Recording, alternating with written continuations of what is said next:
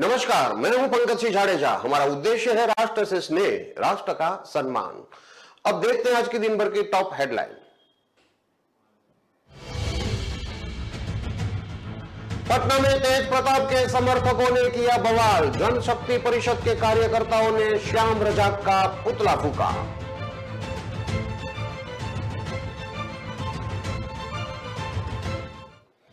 बिहार में जाएंगे अमित शाह। 19 दिन में दूसरा दौरा। पिछली बार निशाने पर थे लालू नीतीश। जेपी के गांव सीता बदियारा में योजना की बात।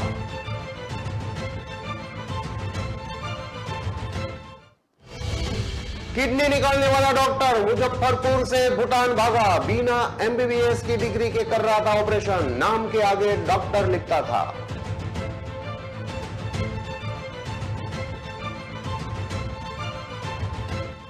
लालू के बेटे ने नाराज होकर छोड़ी कार्यकारिणी बैठक। तेज प्रताप बोले, राष्ट्रीय महासचिव ने गालियां दी।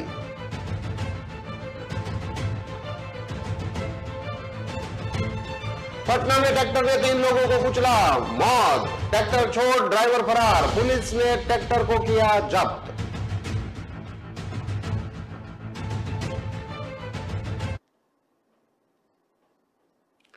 अब खबरें देखते हैं विस्तार से। दिल्ली का बवाल पटना में भी असर डालने लगा है। एक ऑडियो में सामने आने के बाद बवाल बढ़ गया है। ऑडियो में श्याम रजक लालू यादव के बड़े लड़के तेज प्रताप को गाली देते सुने जा रहे हैं। रविवार को दिल्ली में तेज प्रताप ने इस बात को मीडिया को बताया।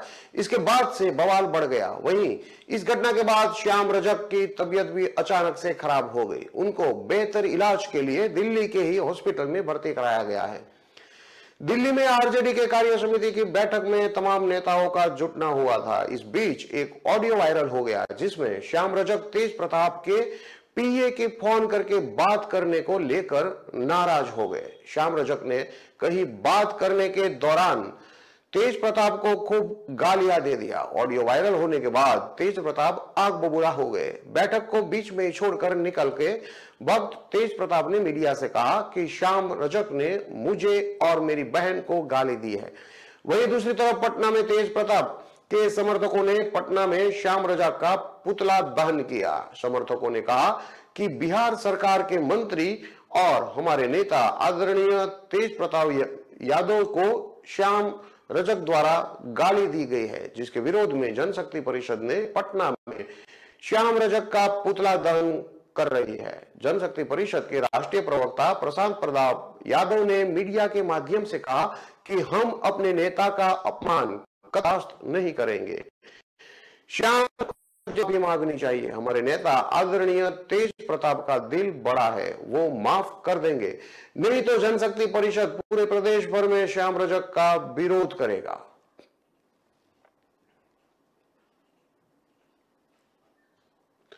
लोक नायक जयप्रकाश नारायण की जयंती पर गृह मंत्री अमित शाह 11 अक्टूबर को बिहार जा रहे हैं। उन्हें शाह का दूसरा दौरा है। गृह मंत्री बलिया के सीता बदियारा जाएंगे। इस दौरान लोक नायक की आदमकद की अनावरण करेंगे। कार्यक्रम में मुख्यमंत्री योगी आदित्यनाथ के साथ कई अन्य केंद्रीय मंत्री और प्रदेश सरकार के कई मंत्री, सांसद, विधायक भी शामिल हो गए। जेपी की 120वीं जयंती को लेकर भाजपा ने बड़े कार्यक्रम का आयोजन किया है। तो जनता दल यूनाइटेड की तरफ से नीतीश कुमार सीता बदियारा तो नहीं जाएंगे, लेकिन उससे पहले उन्होंने हक जता दिया है। नीतीश ने बताया है कि जेपी के असली शिष्य वही है और जेपी के मुताबिक उन्होंने ही काम किया है। ऐसे में दोनों दलों की तरफ से जेपी के गांव सीता बदियारा में योजनाओं की बौछार हो रही है। एक तरफ नीतीश कुमार ने बदियारा के लिए कई योजना शुरू की है, तो वहीं अमित शाह भी नए स्तर से सीता बदियारा को राष्ट्रीय पहचान देने और किसानों के लिए कई योजनाओं की शुरुआत करेंगे। बीजेपी के सूत्रों के मुताबिक जेपी की जन्मस्थली सीता बदियारा में जयप्रकाश नारायण स्मारक को राष्ट्रीय स्मारक घोषित किया जाएगा। केंद्रीय गृह मंत्री अमित शाह जेपी स्मारक को राष्ट्रीय स्मारक घोषित करेंगे। इससे पहले वो जेपी की प्रतिमा का अनावरण भी करेंगे। बताया जा रहा है कि जेपी को श्रद्धांजलि देने के बाद अमित शाह केंद्रीय सहकारिता मंत्री के तौर पर सहकारिता से जुड़े सारण और आसपास के कई जिलों से पहुंचे किसानों को न सिर्फ संबोधित करेंगे बल्कि जेपी जयंती के मौके पर ही सहकारिता विभाग के नए देशव्यापी स्कीम को भी लॉन्च करेंगे। बिहार के मुख्यमंत्री नीतीश कुमार 8 अक्टूबर को जेपी की पुण्यतिथि के मौके पर सीता बदियारा पहुंचे। इससे एक दिन पहले 7 अक्टूबर को सीएम नीतीश कुमार ने वीडियो कॉन्फ्रेंसिंग के जरिए लोकनायक जयप्रकाश नारायण के गांव बदियारा में कई विकास कार्यों का लोकार्पण भी किया, जिनमें लोकनायक जयप्रकाश स्मृति भवन, सह पुस्तकालय, सीता बदियारा से मेन रोड तक नए बने रोड का लोकार्पण करने के साथ सीएम ने यहां अतिरिक्त स्वास्थ्य केंद्र बनाने की घोषणा भी की। इस स्वास्थ्य केंद्र का नाम जेपी की पत्नी प्रभावती देवी के नाम पर होगा। केंद्रीय गृह मंत्री अमित शाह पूर्णिया की सभा में 31 मिनट तक नीतीश और लालू पर बरसते रहे। शुरुआत में नारों की धीमी आवाज पर उन्होंने कहा कि लालू के पेट में दर्द समझ में आता है, आप लोगों को क्या हुआ है? सीमांचल जिलों में आया हूं तो लालू और नीतीश के पेट में दर्द होने लगा है। वे कह रहे हैं कि झगड़ा करवाएंगे। मैं कहता हूं कि ये काम आप लोग करते हैं, मेरी जरूरत नहीं है। संपूर्ण क्रांति के प्रणेता जयप्रकाश नारायण को लेकर देश में बड़ी सियासत हो रही है। जेपी की जयंती के दिन एक तरफ बीजेपी के वरिष्ठ नेता और केंद्रीय गृह मंत्री अमित शाह जेपी के गांव पहुंचेंगे, तो वहीं दूसरी तरफ बिहार के मुख्यमंत्री नीतीश कुमार जेपी के कर्म क्षेत्र नागालैंड में उनकी जयंती मनाएंगे और उसके बाद तुरंत ही बिहार जाकर जुबानी जेपी की कहानी को लॉन्च करेंगे, जो बड़े स्तर पर पटना के बापू सभागार में आयोजित किया जा रहा है।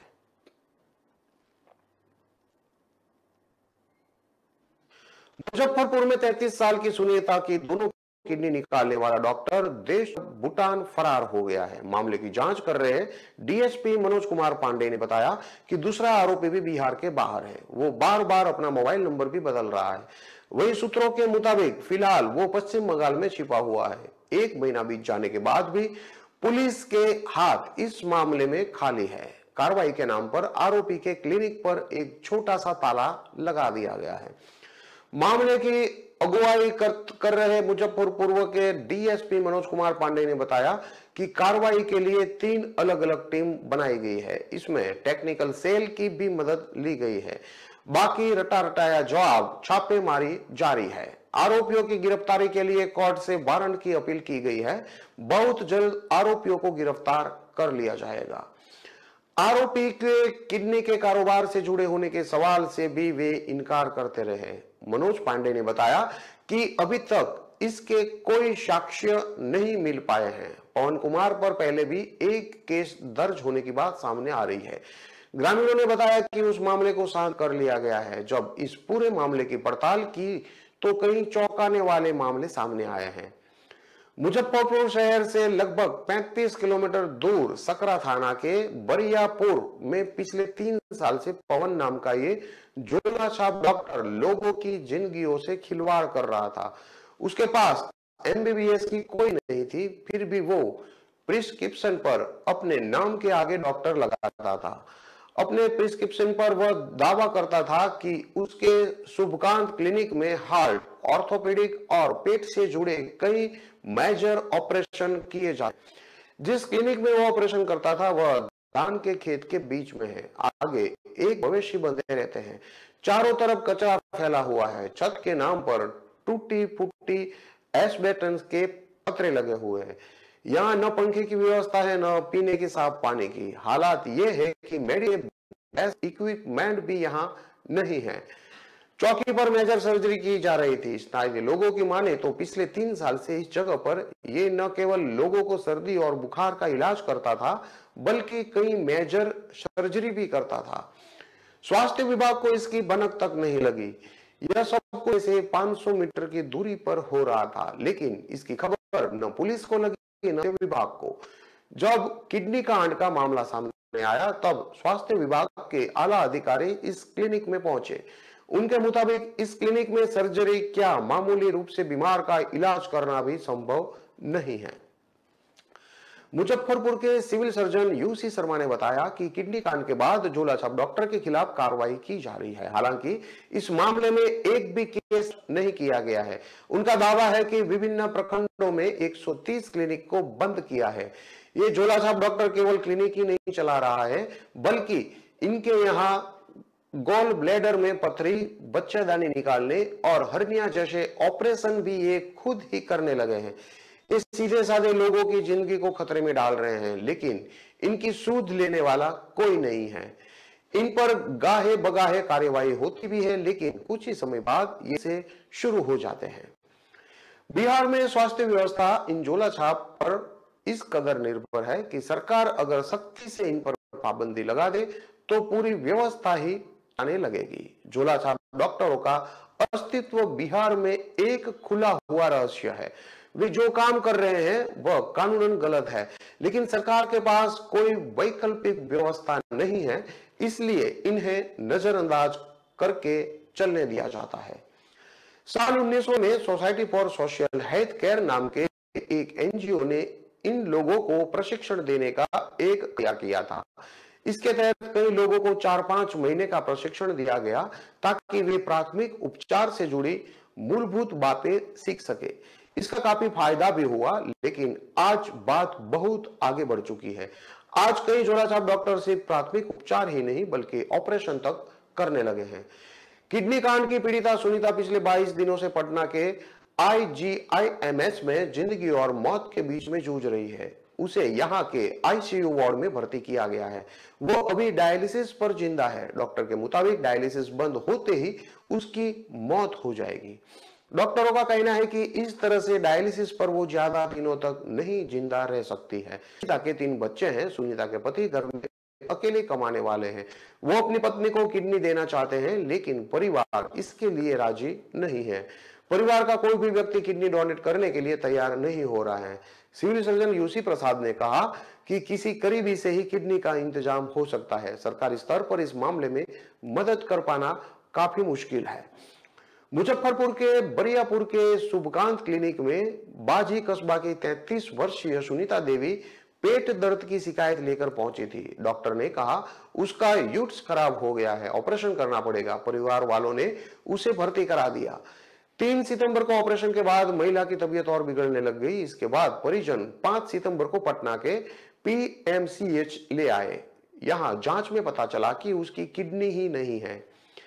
PMCH में इलाज से मना करने के बाद पहले गया उस महिला को IGIMS में एडमिट किया गया। वहीं पुलिस ने परिवार वालों की शिकायत पर शुभकांत क्लिनिक के संचालक पवन के खिलाफ ह्यूमन पार्ट्स ट्रांसप्लांट एक्ट और SC/ST एक्ट के तहत केस दर्ज कर लिया है।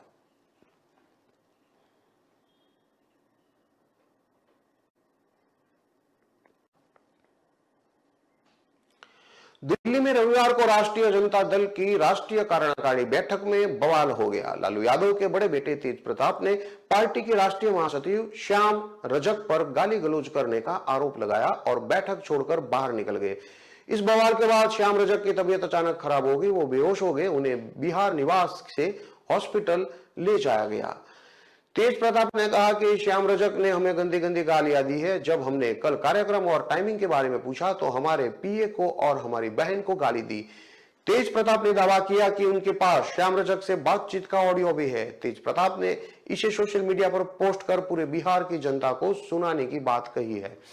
उन्होंने कहा कि ऐसे भाजपा और RSS वाले लोग को संगठन से बाहर किया जाए। कोई गाली सुनने के लिए यहां बैठेगा क्या? इस बवाल के बीच एक ऑडियो सामने आया है। कहा जा रहा है कि इसमें श्याम रजक की आवाज है। इसमें वे किसी काम के लिए दूसरे शख्स से बात कर रहे हैं। वे कह रहे हैं कि मंत्री हो गया है तो PA फोन कर रहा है। हम लोग भी मंत्री थे, हम डायरेक्ट बात करते थे, PA से बात नहीं करवाते थे। इसके बाद ऑडियो में एक आपत्तिजनक शब्द का इस्तेमाल किया गया है। श्याम रजक ने कहा कि मैं पार्टी का मजदूर हूं, उनकी पार्टी है, वे चाहे तो निकाल दे। मेरे भतीजे का निधन हो गया था, इसके बावजूद मैं पार्टी की बैठक में शामिल हुआ। आपको बता दें कि श्याम रजक बिहार सरकार के कई विभागों में मंत्री रह चुके हैं। दिल्ली की राष्ट्रीय कार्यकारिणी की बैठक की तैयारी में वे काफी दिनों से लगे थे। तेजस्वी ने कहा कि हो सकता है हम सबको खुश न रख पाए। उप मुख्यमंत्री तेजस्वी यादव ने कहा कि एक बात समझने की जरूरत है कि हो सकता है कि हम सबको खुश न रखे, हो सकता है कि हम भी सबसे खुश न हो, लेकिन जो बड़ी लड़ाई है सभी साथी है, हम लोग एक टीम है। मेरा उससे नहीं बनता, हम आप पसंद नहीं, आपको हम पसंद नहीं, यह ह्यूमन नेचर है, इसे बदला नहीं जा सकता। हम सभी से हाथ जोड़कर कहेंगे कि एजेंडा को मत बदलिए, हम लोग एक बड़ी लड़ाई 2024 की लड़ने जा रहे हैं। हमको सभी का सहयोग चाहिए, हम देश को बचाने की लड़ाई लड़ रहे हैं। कई छोटी मोटी बातें होने से पूरा एजेंडा ही चेंज हो जाता है, हमको डिफेंसिंग होना पड़ता है। तेजस्वी ने आगे कहा कि देश को बचाने की बड़ी जिम्मेवारी राष्ट्रीय जनता दल पर है। हम लोगों के मन में लालच होता तो हम लोग पलट जाते, सिर झुका लेते, गुलामी करने लगते। फिर से सीबीआई ने चार्जशीट किया है, ये लोग तो करते ही रहेंगे, लेकिन अपना पूरा जीवन सांप्रदायिक शक्तियों से लड़ने में बिता दी लालू जी ने। हमको आपको चुनाव से वंचित कर दिया जाए तो कैसा लगेगा, कितना असर पड़ेगा।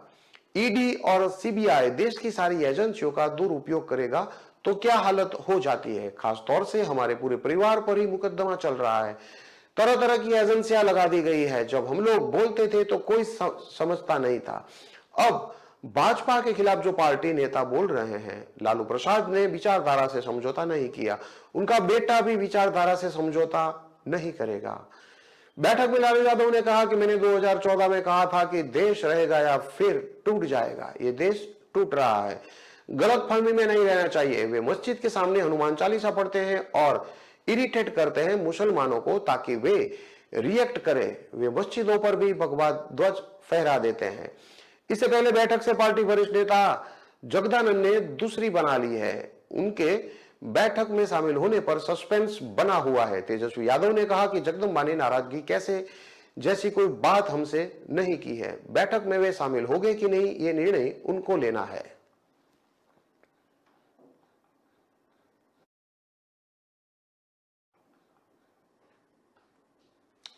खबरों में लेते हैं अब एक छोटा सा विराम।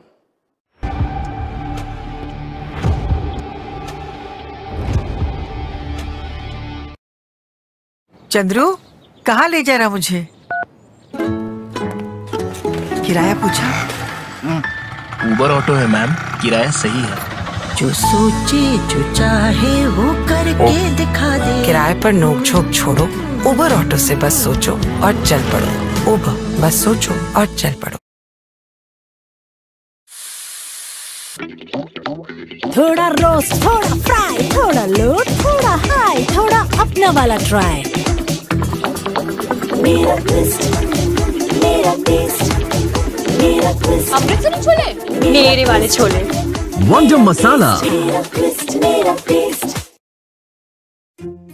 क्या लेंगी छोटी मैम साहब? एक पैकेट छोले मसाला, 50 ग्राम लौंग, 100 ग्राम दालचीनी और 50 ग्राम काली मिर्च। वंडर मिक्स मसाले सचमुच परिपूर्ण, क्योंकि इसमें है हर तत्व सही मात्रा में, ऊपरी मसालों का झंझट ही नहीं। और बस बेटी बस, छोले बनाने हो तो ले जाओ सिर्फ वंडर छोले मसाला, और कुछ नहीं। मम्मी मम्मी, सिर्फ वंडर और बाकी मसाले और कुछ नहीं। अनेक मजेदार वैरायटीज, वंडर मसाले और कुछ नहीं।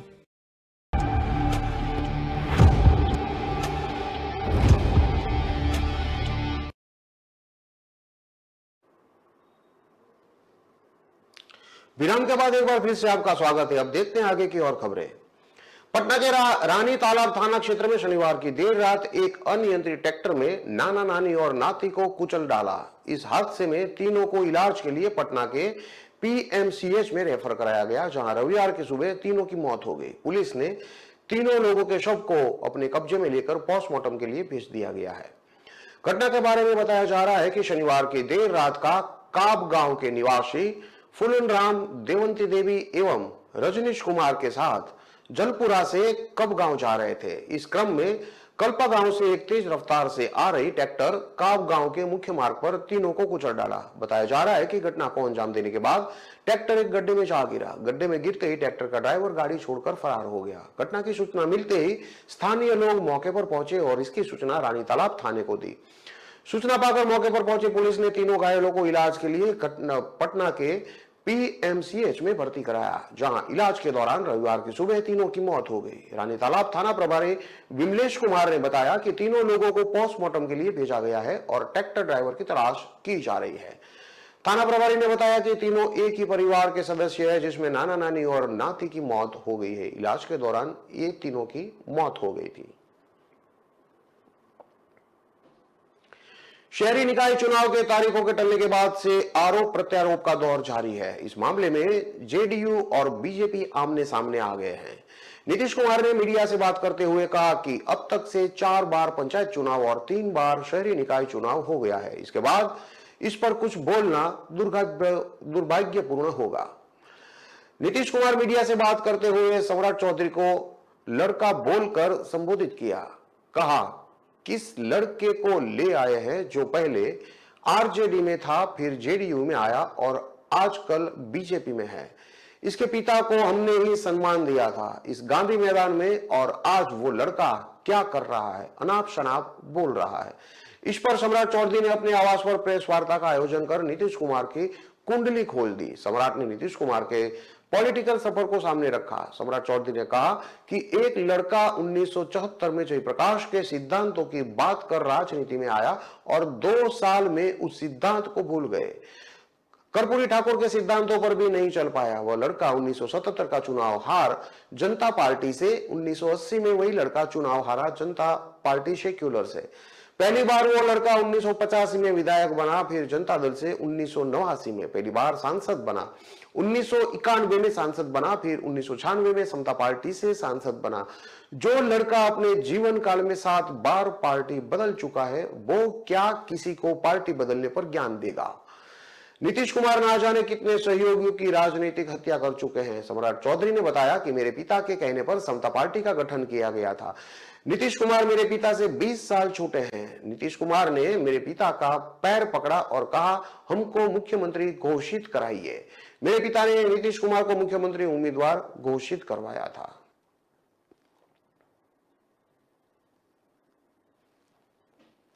बीटा में शुक्रवार देर रात एक नवविवाहिता की दहेज के लिए हत्या कर उसके शव को गायब करने का आरोप परिजनों ने लगाया है। इस मामले को लेकर शनिवार को बीटा थाने में दहेज हत्या का मामला दर्ज कराया गया है।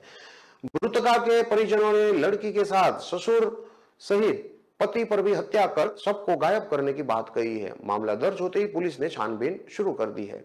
घटना के बारे में बताया जा रहा है कि बीटा गांव के खेदलपुरा निवासी बुट्टन यादव का पुत्र अर्जुन कुमार, जो कि 22 साल का है, उसने विक्रम थाना के आंध्रा चौकी निवासी शिवनाथ यादव के पुत्री सुनीता कुमारी से 4 अप्रैल 2022 को प्रेम विवाह किया था। लड़की के भाई जितेंद्र कुमार ने बताया कि शादी के बाद से ही ससुराल वालों द्वारा दहेज की मांग की जाने लगी। उन्होंने बताया कि शुक्रवार की देर रात उन्हें सूचना मिली कि उनकी बहन की हत्या कर ससुराल के लोग शव को ठिकाने लगाने जा रहे हैं। सूचना मिलते ही लड़की के परिजन आनंद फानंद में बीटा पहुंचे। मृतका सुनीता कुमारी के पिता शिवनाथ यादव ने बताया कि उनके वहां पहुंचते ही परिजन लोग लड़की के शव को लेकर फरार हो गए। घटना के बाद उन्होंने इसकी लिखित आवेदन बीटा थाने में दी है। बीटा थाना प्रभारी ने बताया है कि दहेज हत्या का मामला दर्ज कराया गया है। पुलिस मामले में छानबीन कर रही है। पटना सिटी के चौक थाने की पुलिस ने मंगल तालाब से शनिवार को एक युवक का शव बरामद किया है। बताया जा रहा है कि युवक की बीते रात से अपने घर से नानी के घर जाने की बात कर निकला था। मामला प्रकाश में आते ही पुलिस मामले की छानबीन में जुट गई है। घटना के बारे में बताया जा रहा है कि पटना सिटी के बाद मोहल्ला निवासी मोहम्मद दानिश, जो कि 20 साल का है, वो शुक्रवार की देर रात अपने घर से नानी के घर जाने की बात कहकर घर से निकला था और रात भर कर नहीं लौटा। शनिवार की सुबह स्थानीय लोगों ने यह बताया कि उनके बेटे का शव मंगल तालाब में डूबा हुआ है। सूचना मिलते ही परिजन आनंद फानंद में मंगल तालाब पहुंचे और इसकी जानकारी पटना सिटी चौक थाने को दी। जानकारी मिलते ही चौक थाने की पुलिस मौके पर पहुंची और मंगल तालाब से युवक का शव बरामद किया है। मोहम्मद दानिश के पिता मोहम्मद रशीद ने बताया कि वह हवाई ऑटो चलाया करता था। पुलिस ने मोहम्मद दानिश के शव को अपने कब्जे में लेकर पोस्टमार्टम के लिए भेज दिया है। बातचीत के क्रम में मौके पर उपस्थित पटना सिटी चौक थाने के सब इंस्पेक्टर रमेश कुमार ने बताया कि पोस्टमार्टम रिपोर्ट आने के बाद मामला स्पष्ट हो जाएगा। बिहार में मानसून जाते जाते मेहरबान है। बगहा और नेपाल के तराई क्षेत्रों में लगातार हो रही बारिश के कारण गंडक नदी का जलस्तर तेजी से बढ़ रहा है। वाल्मीकि नगर बराज के 36 गेट खोले गए हैं। इससे गंडक में भारी उफान है। गोपालगंज के 6 जिले अलर्ट पर है। इधर मौसम विभाग ने अगले 3 दिनों तक बिहार में भारी बारिश होने की संभावना जताई है। पोस्ट मौसम का असर अभी भी पूरे राज्य भर में देखने को मिल रहा है। राज्य में फिलहाल पूर्वी और दक्षिण पूर्वी हवाएं चल रही है, जिसके चलते राज्य में बारिश लगातार जारी है। मौसम विभाग ने अगले 24 घंटों तक बिहार के 16 जिलों में बारिश और आकाशीय बिजली को लेकर अलर्ट जारी किया है। बिहार में इस बार दिवाली और छठ पूजा से पहले ठंड की एंट्री हो सकती है। गंडक नदी में 4,40,000 क्यूसेक पानी छोड़ा गया है, जो निचले इलाके के लिए आफत बन गई है। गोपालगंज के 6 जिलों में हाई अलर्ट है। लगातार हो रही बारिश के कारण पहाड़ी नदियां अपने उफान पर है। गंडक नदी के साथ साथ वाल्मीकि टाइगर रिजर्व के कई सारे हिस्से में पानी भरने लगा है।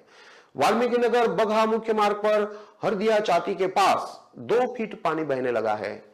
रामनगर प्रखंड के जोगिया पंचायत के शेरबा गांव में मसान नदी के बांध टूटने से ग्रामीणों में अफरा तफरी मची हुई है। अब तक लगभग 15 घरों में पानी घुस चुका है।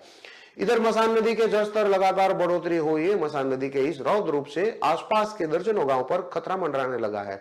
मौसम विभाग के अनुसार फिलहाल राज्य भर में बारिश हो रही है, जिसके कारण तापमान में अचानक गिरावट दर्ज की जा रही है। इससे लोगों को ठंड का एहसास पहले होने लगेगा। वहीं अगले 3 दिनों तक राज्य में भारी बारिश होने की संभावना जताई जा रही है।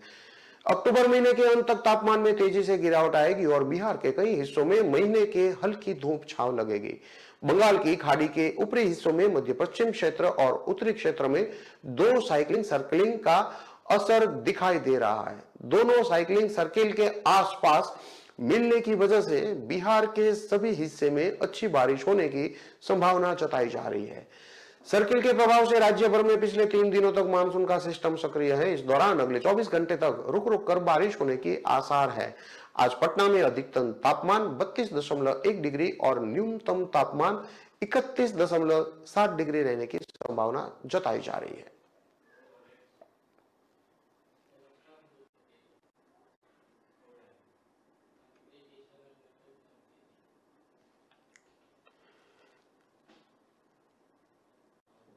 इन सारी खबरों को विस्तार से पढ़ने के लिए आप हमारे वेबसाइट का भी प्रयोग कर सकते हैं। हमारा वेब का पता है www.kalamkartavya.com। हमारी कलम ही हमारा कर्तव्य है के उद्देश्य के साथ खबरों को आप राष्ट्र प्रथम के साथ देखते रहिए। नमस्कार।